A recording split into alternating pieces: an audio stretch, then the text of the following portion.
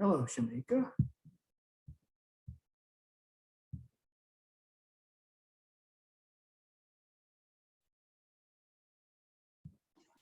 Hey Pat, Hey, how are you? pretty good. How about yourself? I'm good. I'm at an appointment, so I'm not gonna be able to turn my camera on. That's all right. Don't worry about it. How's your summer been? Pretty quick, it seems like it's gone.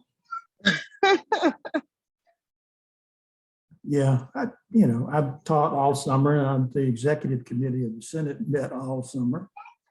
I've pretty much just been here. Okay. So you've been on campus. Oh, no, I've not been on campus. I actually went on campus and went to my office, and to my surprise, I had a broken window. Uh-oh. Yeah, so Hillary took pictures and had the cleaning crew,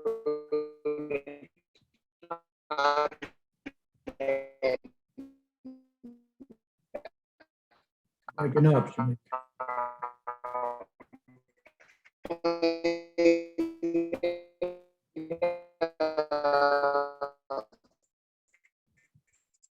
So I'm hoping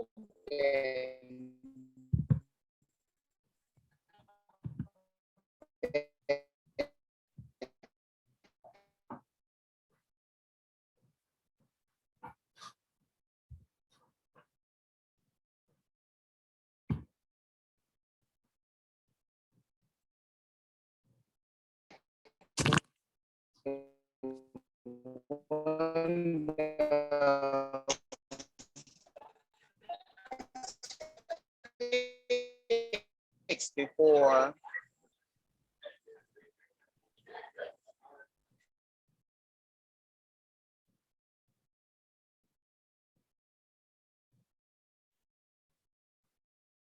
We'll wait a couple of minutes to see who else might want to show up.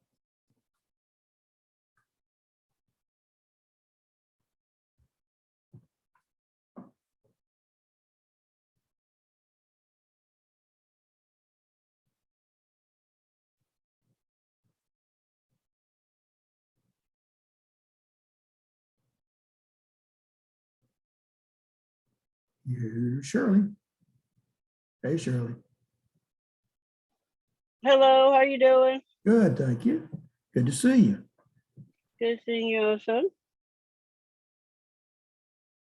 We're going to give it a minute or two to see who I might want to join.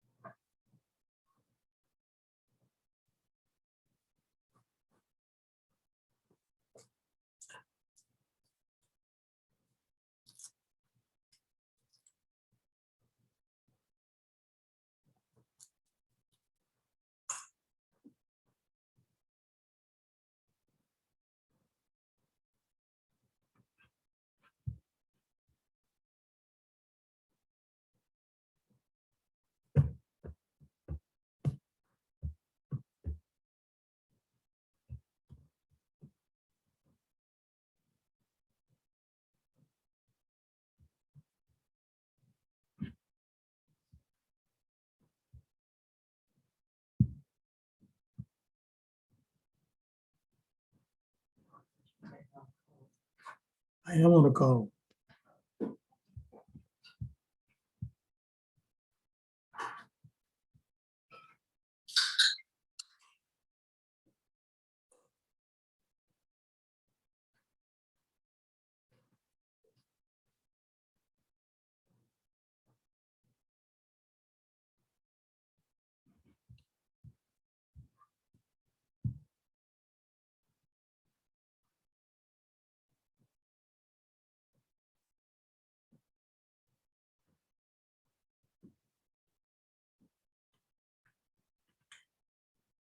One more minute and I'm going to start.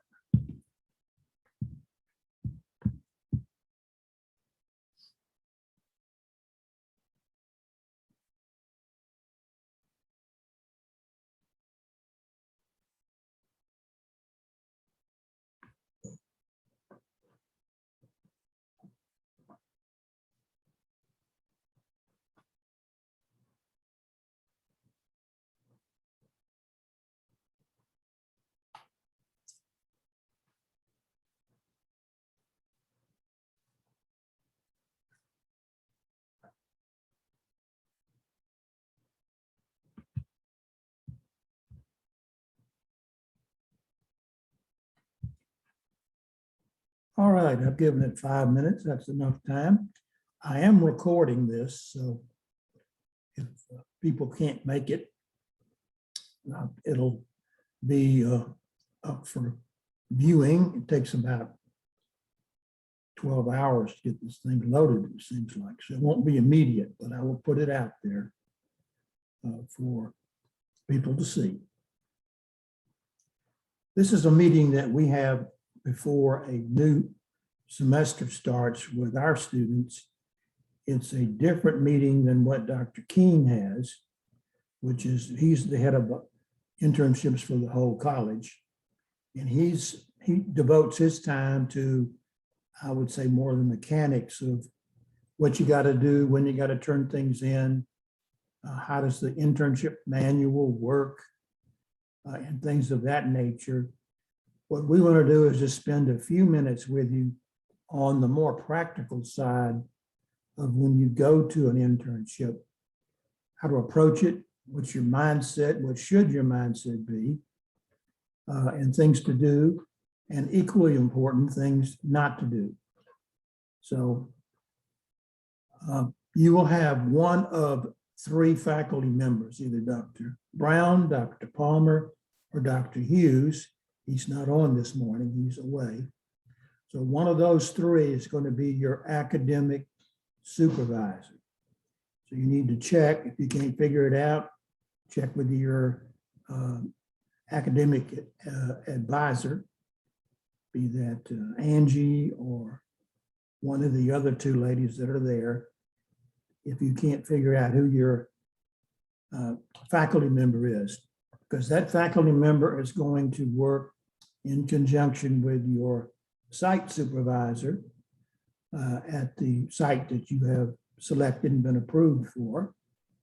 So they kind of work together, but really the major intent is for the site supervisor to work with you.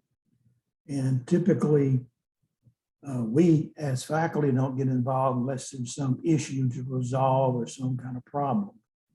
But if there is, we'll get involved. So I advise you to read that internship manual carefully.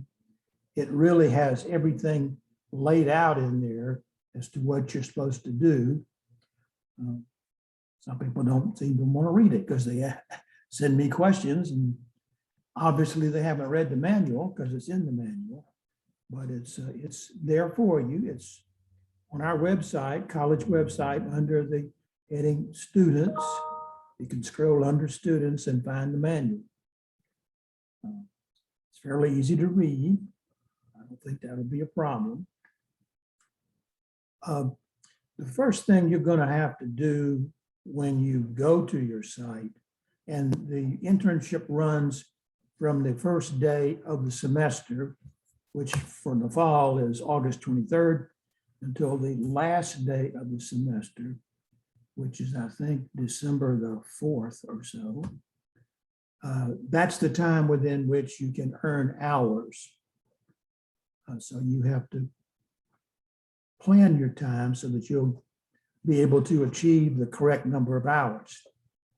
You're taking a 6 credit hour internship that equates to 240 work hours at your site. If you're taking a 3-hour internship, which is only by being evaluated and approved, then it's 120 hours. So that's just basically half of what you'd have to do. But most people take the 6 hours. So first thing you need to do is identify yourself with your site supervisor, meet with them at their convenience, and you're going to have to negotiate what's called the learning contract, which is in the manual.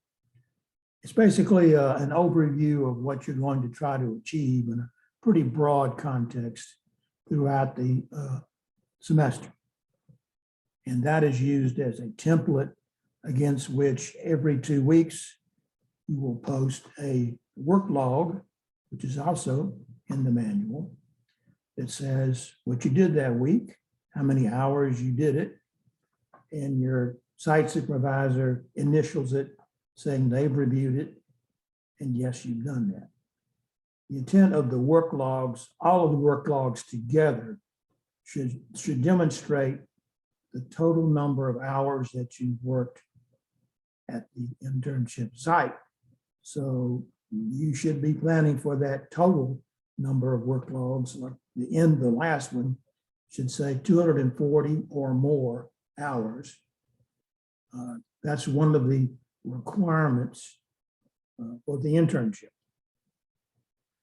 And the internship really is it's a practical application of all these wonderful courses we've taught you over the last couple of years. And that's what it's supposed to be, applying what you've learned in a real world setting. And I would recommend treating the internship sort of like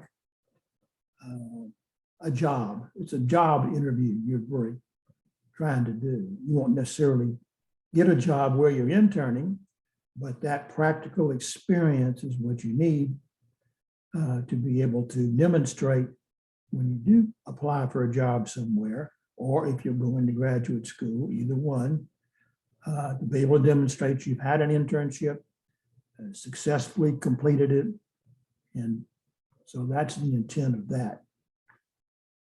But the first thing to do is get your learning contract put together with your site supervisor. And there's a form to be filled out by the site supervisor, but in conjunction with you as to the broad categories. You're going to get oriented to the site. You're going to go to treatment teams, go to planning teams, shadow different individuals at the site to help you learn practically the areas of healthcare administration that we teach you in the courses. So that's what that's got to show. So the supervisor and you together agree on the learning contract. There's a place for both of you to sign it and then send it in the designated Dropbox. Everything comes in by Dropbox or discussion box. So don't send it to a faculty member's email because there's a grade attached to it that associates with it that has to be in the Dropbox for us to put the grade in. So first big agenda is that learning contract. And you look it over before you ever talk to your site supervisor and see what it says. It's very general, but it gives an indication of what you're going to be doing during the course of the internship. So every 2 weeks after that, post a work log in the Dropbox for that work log. And you also, every 2 weeks, post a discussion post in the designated discussion post. For week 2 There'll be a discussion post. There'll be a work log to be posted in the Dropbox. So those two things occur every 2 weeks throughout the internship. And the discussion box is really you sharing your experiences at your site with the other interns and your faculty supervisor, so that people can see how you're achieving things, or if you're having a problem, maybe somebody can recommend, well, I've done it this way, and it seems to work pretty good. So it's just an exchange of what's going on at your internship with the other interns and your faculty supervisor. So those are every 2 weeks, okay? It's kind of common sense things that we stress, but we have to stress them because sometimes people don't follow them, is first of all, know where your site is. If you haven't ever been there before, which is not unusual, go a day early or two days early, whatever, find it. Where is it? If it's the VA, it's kind of hard to park at the VA sometimes. So you've got to get familiar with it. You don't want to come the first day you're supposed to be there and come in late and say, well, I couldn't find it, or I couldn't get a parking spot. That's not a good start. So know where you're going, be prepared to be there on time. Dress code, most places are pretty informal. Nobody's wearing uniforms. Now, there may be uniforms that if you're in one of the hospitals, but you don't have to wear a uniform. But generally, just respectable clothes, no cutoffs, no tank tops. They may sound crazy, but we've had some interns show up in those garbs, and they've been asked to go home and change their clothes like little kids. So just dress normally within reason. Now, reason for your particular site is you got to see what's going on, what's everybody else wearing. And in general, conform to that. And we're not talking about wearing business suits and all of that stuff. Just normal, informal dress. And you will, for your contract, your learning contract, you're going to basically agree to be on site so many days every week and so many hours each day that you're there. So that's part of the contract. Coming on time when you're supposed to, stay the entire time you're supposed to be there. Not like, well, I think I'll just cut off early today, because you have to treat it like a job. That supervisor may have something for you to do or someplace for you to go tour, and you wandered off or just went home. They don't know it. That doesn't get you off on a good foot. Come on time, stay the appointed time, dress properly. Be courteous, but at the same time, be assertive. And I distinguish being assertive from being aggressive. Do not be aggressive. Assertive just simply means you're not going to sit back and wait for somebody to come tell you, okay, come on with me now, it's time to go do something. Be asking, what can I do? I want to do this. I want to try this out. I want to check out this area. I want to go look at administration or data management. I'd like to spend some time there. So it's kind of like just, you got to kind of work it out. And normally what happens is over the first couple of weeks, everybody gets the hang of it and begins to understand what to do and what not to do.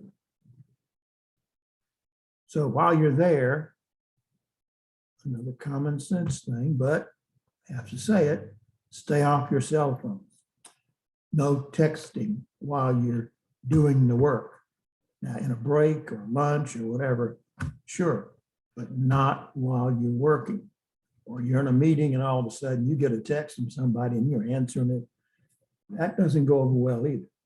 I mean, you wouldn't do that in a work environment, so don't do it in an internship, okay? Again, mostly common sense things. On occasion, there's some kind of social friction, I guess I'll call it, between interns, other interns, staff there, supervisor there, very rarely with the supervisor, but it can happen. In that event, when it happens or as soon as possible after it, contact your faculty supervisor and let them know there's a little issue, a little problem, a big problem, and they will get involved. They'll sort it out with you and with your site supervisor if that's needed. But that can happen. It happens in regular work. So it's just, how do you deal with it? The key point of dealing with it is don't wait halfway through the semester and say, well, I can't work here. It's just not working out. That's not going to be acceptable. So if you got a problem, let your faculty supervisor know about it, and they will help you address it. All right. So as you go through the internship, usually there's an orientation.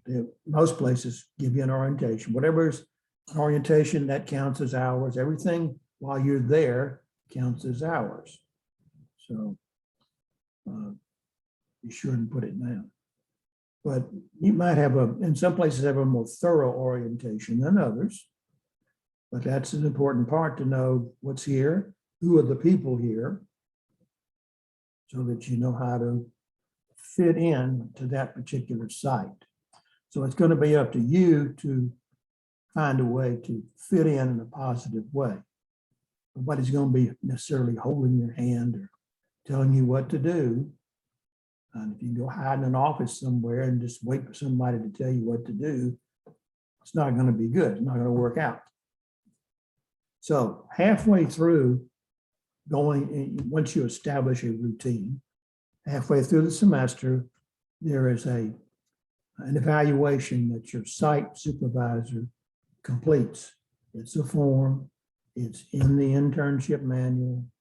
Use that form. It's very general stuff. Basically, it's how are you doing across different areas, and if they want to make any then comments, is spaces down there for so-and-so is doing great. Well, so-and-so is not coming to work or not on time. Those are the ones you don't want to get, but you might. And if you get those, then your faculty supervisor will be talking to you about those. But the evaluation is the supervisor at the site goes over it with you as the intern. You discuss it together and you get an understanding of where you are in terms of adjusting and doing what's expected of you at the site. Then supervisor signs it, you sign it, it goes into the designated drop box. That's halfway through. When you're at the very end, it's the same form, but at the very end, you complete the final evaluation, which is then a comparison of where you were halfway through and where you are at the end. And ideally, you want to be able to, and there's 1 to 10 kind of things for a bunch of these things, but you want to improve where you need to improve, or if you're doing great halfway through, keep doing great. So just like in a regular job, if you happen to be sick one day or your child is sick or something, you have to notify, call in, email, whatever you can get away with, to your site supervisor. I can't be there today, or I'm going to be late today, because give them some reason. Don't just say I'm not coming in today. That's not going to be good. So again, positive, assertive impression of you're there, you want to learn, and you're willing to do anything that makes sense to do. Now, some sites, supervisors do assign special projects to interns, which is fine. And they will spell it out for you and tell you what they want. They'll put a time frame on it. And if you need to discuss it with your faculty supervisor, that's fine. I mean, the faculty supervisors are available to discuss anything or exchange emails or Zooms with you, whatever you need to. But your focus needs to be at the internship site. But so that's pretty much, that's very globally what you do in this internship. Turn in reports when they're due, work logs, discussion posts, midterm evaluation, final evaluation. And near the end of the internship, you have to do a paper.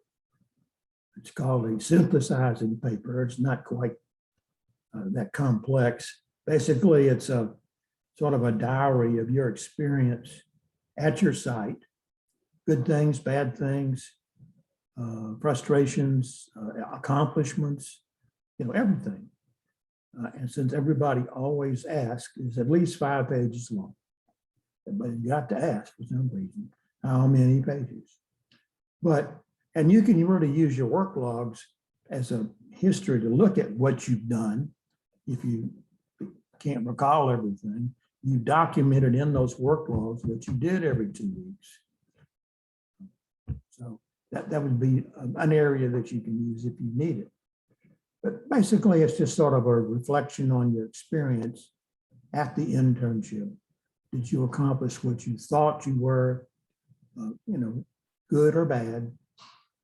Most people find out that they did a lot more than they thought they would, or they got a new appreciation for what the various functions of healthcare administration are about.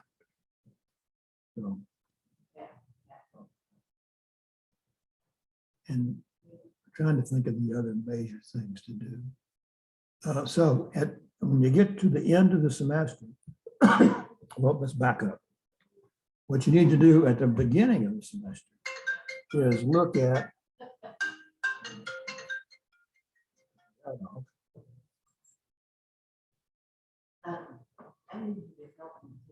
you need to figure out how many hours a week, how many days and how many hours a week that you need to be at the site to earn 240 hours. It sounds like a lot, but I think we have 16 weeks, maybe 17 if you count the exams at the end of the semester. I'd say 16 weeks to get all this done. So begin to plan it out. See, if I do 20 hours a week, 16 weeks, how many is that? Which I think is more than 240, I believe. So you don't have to work more than 240, but sometimes people do. That's all right. You can work over. It's a problem if you work under the required number of hours. If you do that, then we'll have to deal with it where you probably get an incomplete grade. And then you have to keep working until you get your hours done. And of course, for many of you who are wanting to graduate at the end of the semester, you get all panicky because, well, I'm graduating, I gotta go. I already got my cap and gown.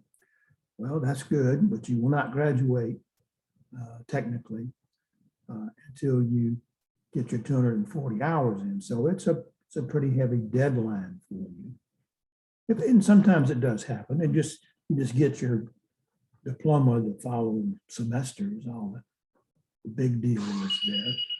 But that's what will happen if you do not do your 240 hours that are validated by your supervisor. Your site supervisor has to sign off every 2 weeks on the hours that you quote put down that you've been there and the work that you did.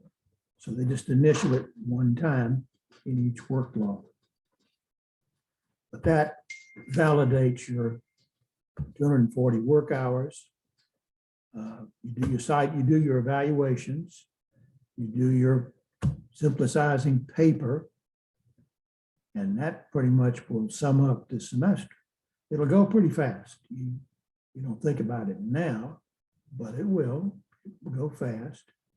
And particularly in the fall, we have Thanksgiving in there. But in fall break, But even so, if you need to work during those times, you're going to have to work during those times. You don't necessarily say, well, I'm on fall break, I'm not going to work. Well, if you've accumulated enough hours, or you're going to earn enough hours beyond the time for the fall break or Thanksgiving, that's fine. But if not, you're going to have to use some of that time to get your hours.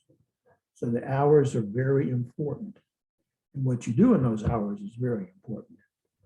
So I would, and we do ask the site supervisors to let you sit in on management meetings, team meetings, where it makes sense for you to do. If it's some sort of sensitive situation, you may not be able to.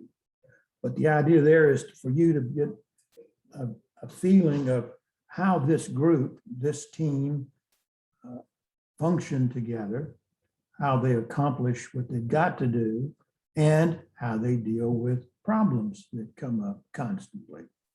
So maybe COVID-19 that's a problem. So, but going to those meetings is very valuable. At the same time, it's not for you to wax eloquently at those meetings. You're there to observe and see what's going on. Unless somebody asks you specifically a question, sure, go ahead and answer it.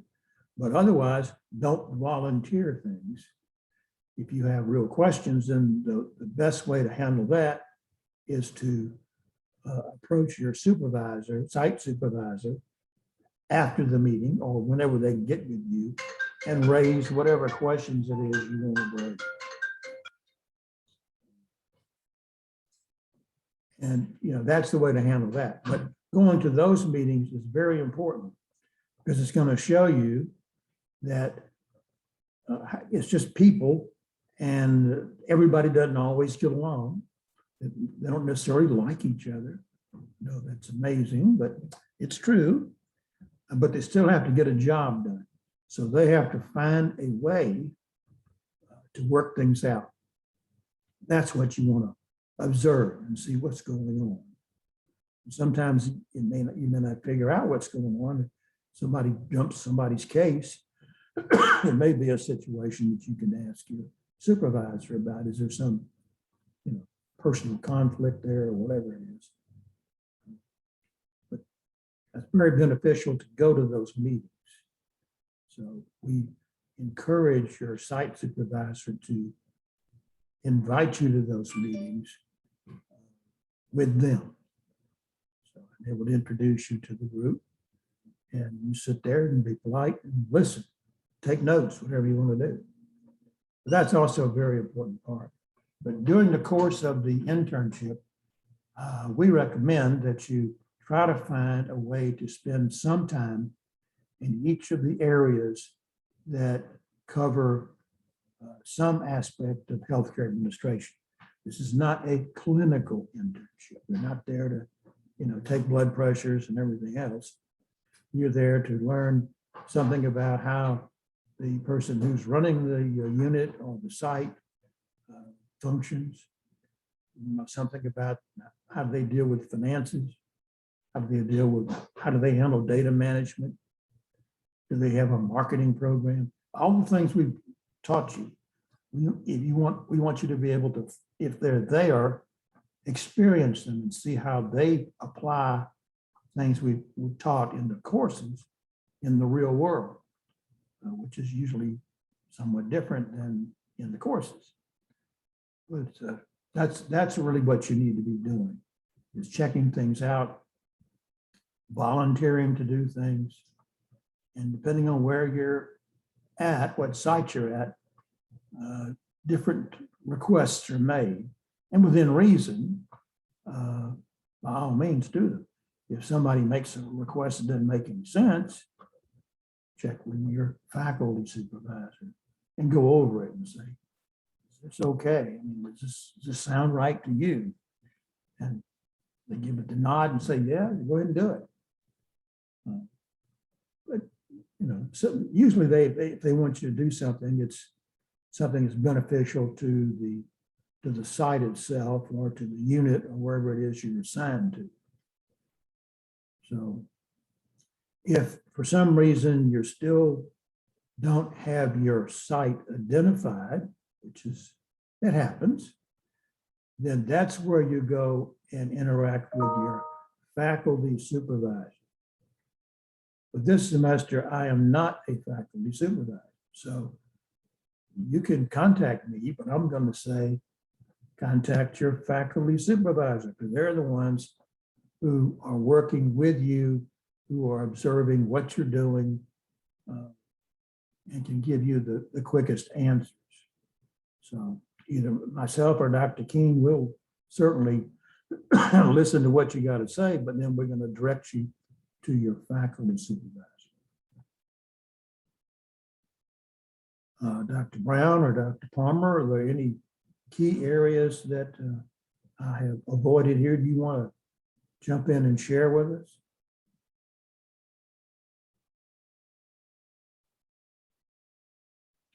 Guess I've covered everything. As I say, I'm recording this, so I will put it out after it takes about 12 hours for this thing to record. I will put that out there so people can refer to it, or if you say, I don't remember what he said, it'll be there on the recording. And you can use that as a reference point. If you need to follow up with questions, it's better to follow up with questions than kind of guess and try to figure it out yourself. You may be wrong. Or if you're right, that's good. Validate it with your faculty supervisor. All right, nobody else, anybody have any questions? Let's see how we do this. You have to go to reactions. There's a bar that says reactions. There you can raise your hand. You raise your hand. That means, and I will open up your sound so you can ask the question.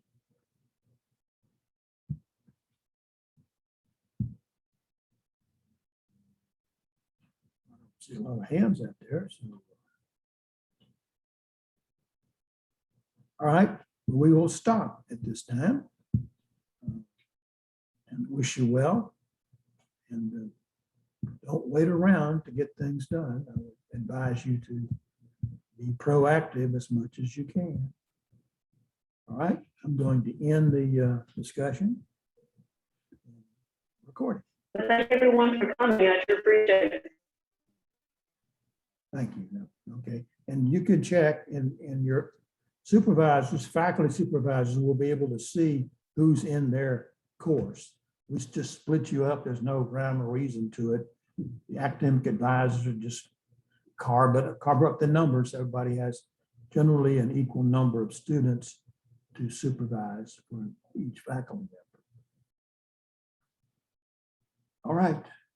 Thank everybody for attending, and good luck.